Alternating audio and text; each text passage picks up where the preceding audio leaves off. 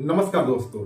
सोचिए आपके क्षेत्र में चुनाव है और आपके एक वोट से उस क्षेत्र का चुनाव कैंसिल कर दिया जाए, आपके एक वोट से सारे के सारे उम्मीदवारों को बदल दिया जाए, तो ये सुनने में काफी दिलचस्प लगता है और काल्पनिक भी, लेकिन ऐसा पॉसिबल है और कई सारे देशों में ऐसा होता भी है। जैसे अब चुनाव के दौरान पोलिंग बूथ पे जाते हैं तो वहां पे रखे हुए ईवीएम में सभी प्रत्याशियों के नाम और उसके सामने उसका इलेक्शन सिंबल रहता है और सबसे नीचे नोटा का विकल्प दिया रहता है। नोटा यानी नन ऑफ द एबव, यानी इनमें से कोई नहीं। दरअसल 2009 में सुप्रीम कोर्ट में एक जनहित याचिका की सुनवाई के दौरान इलेक्शन कमीशन ने सुप्रीम कोर्ट को यह सलाह दिया कि ईवीएम में नोटा का भी विकल्प दिया जाए। फिर जिसके बाद 2013 में सुप्रीम कोर्ट ने ईवीएम में नोटा का विकल्प देने का डिसीजन दिया, जिससे वे वोटर्स जो दिए गए ईवीएम में किसी भी कैंडिडेट को वोट नहीं देना चाहते हैं तो वैसे में ये नोटा का विकल्प को अपना सकते हैं। हालांकि नोटा के विकल्प ने वोटरों को अपना असंतोष और नाराजगी जाहिर करने का एक ऑप्शन तो दिया, लेकिन उनके वोट से किसी कैंडिडेट या फिर इलेक्शन पे कोई विशेष प्रभाव नहीं पड़ा, क्योंकि नोटा को मिले वोट की काउंटिंग तो की जाती है लेकिन वे सारे के सारे वोट इनवैलिड माने जाते हैं। चाहे नोटा को मिले वोट सभी उम्मीदवारों को मिले वोट से ज्यादा हो, यहाँ तक कि 100 वोटों में से 99 वोट भी अगर नोटा को मिल जाए तो 99 वोट्स इनवैलिड हो जाएंगे और केवल एक वोट पाने वाला उम्मीदवार भी विजयी घोषित हो जाएगा। लेकिन अगर सोचिए नोटा के वोट को वैलिड माना जाता और अगर किसी कंस्टिट्यूएंसी में नोटा को मिले वोट सभी उम्मीदवारों को मिले वोट से ज्यादा होता तो वैसे कंडीशन में उस इलेक्शन को कैंसिल करके और वहां के सभी उम्मीदवारों को बदल दिया जाता तो इससे इलेक्शन और डेमोक्रेसी पे काफी पॉजिटिव इम्पैक्ट पड़ता। जैसे सभी पॉलिटिकल पार्टी पे साफ छवि के उम्मीदवार का चयन करने के लिए एक नैतिक दबाव पड़ता।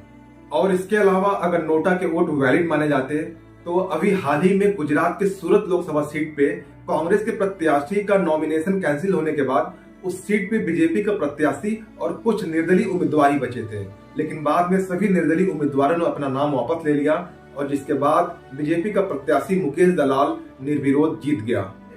अगर सोचिए नोटा का वोट वैलिड माना जाता तो वहां पे बीजेपी का प्रत्याशी बनाम नोटा में एक इलेक्शन कराया जाता और अगर नोटा के वोट बीजेपी के कैंडिडेट से ज्यादा होते तो वैसे कंडीशन में उस कंस्टिट्यूएंसी का इलेक्शन कैंसिल कर दिया जाता और बाद में सभी के सभी प्रत्याशी बदल दिए जाते।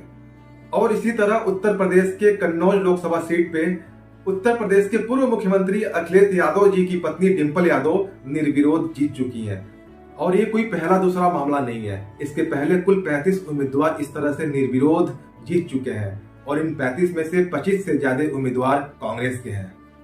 हालांकि नोटा के वोट को वैलिड करने के बाद कुछ नुकसान भी हैं, क्योंकि भारत में कास्ट और क्लास के बेस पे भारत में बहुत ज्यादा वोटिंग होती है। क्योंकि चुनाव के दौरान आप देखते होंगे कि कई सारे जाति आधारित समूह एक्टिव हो जाते हैं और अपने विशेष जात के लोगों को वोट देने के लिए प्रेरित करते हैं।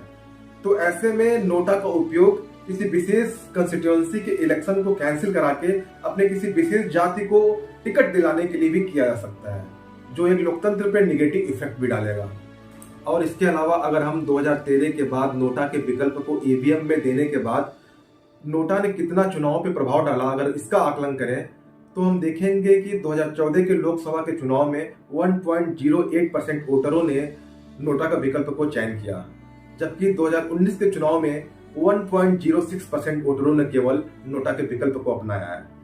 हालांकि नोटा का विकल्प का चयन करने वाले वोटर्स की संख्या कम है, क्योंकि नोटा को वोट को अभी इनवैलिड माना जाता है। लेकिन इसके बाद भी महाराष्ट्र के लातूर सीट पे नोटा एक बार सेकंड पोजीशन पे आया था। इसके अलावा 2019 के लोकसभा चुनाव में बिहार के गोपालगंज सीट पे नोटा 51,000 वोटों के साथ थर्ड पोजीशन पे था। और इसके अलावा एक रिपोर्ट के अनुसार जितने भी रेड अलर्ट कंस्टिट्यूएंसी हैं, रेड अलर्ट कंस्टिट्यूएंसी वे होती हैं जहां पे 3 से ज्यादा उम्मीदवार दागी प्रकृति के होते हैं और जिन पे संगीन धाराओं के आरोप लगे रहते हैं। तो वैसे रेड अलर्ट सीटों पे 26 लाख से ज्यादा वोटर्स ने वोट किया है।